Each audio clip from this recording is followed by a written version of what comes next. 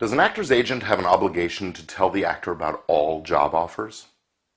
Hi, I'm attorney Gordon Firemark, and this is Asked and Answered, where I answer your entertainment law questions so you can take your career and business to the next level.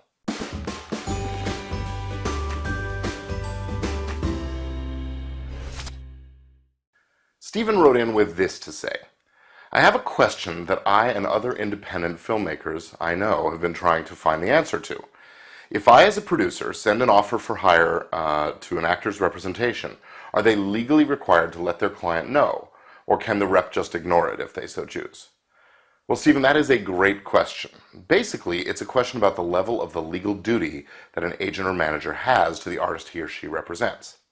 The truth is, it's going to be different for managers than it is for agents, and that's because agents are licensed, and they can do certain kinds of things that managers aren't allowed to do. The most significant of these is procuring employment for the client. Only a licensed talent agent is allowed to do that. So a manager isn't even supposed to field offers, and probably can't be accused of any wrongdoing for not forwarding them. Besides, though, it's probably in the manager's interest to forward anything that does come in, at least any good ones. But as for the agent's obligation, I think this really depends on the artist's arrangement with that agent. Lots of actors have standing instructions about what kinds of roles or compensation they will consider.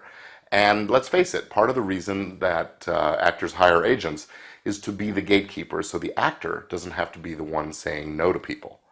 So if a role or a pay grade doesn't meet the pre-established criteria, the agent probably doesn't need to bother forwarding the offer. In fact, you can see that if they did forward every offer, that actually might make the actor somewhat unhappy. But if there isn't any kind of clear instruction on the subject, I think the agent should keep the artist informed of all offers that come in, even if they're accompanied by a recommendation against the gig. You see, agents are what are called fiduciaries, and as such, they have a high level of duty, actually two duties. The duty of care, that is, that they have to do their work in the utmost professional manner, and the duty of loyalty, which is not to have conflicts of interest and to always be working in the client's best interest.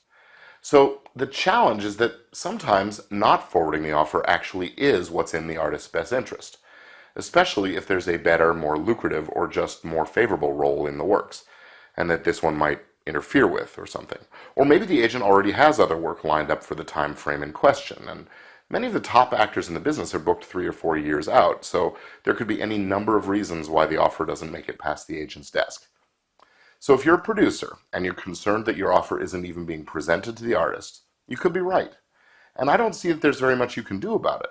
The agent works for the actor, not for you, so only the actor has any real business complaining. Now, if you're really confident the actor will want to do the role that you're offering, even though the agent might not like it, get it to him or her through back channels. But remember that if you do, understand that you're breaking the protocol and essentially you're going over the agent's head, and that is no way to make friends in show business. If you have an entertainment law question you'd like me to answer here, please submit it over at firemark.com/questions, and I'll see you next time.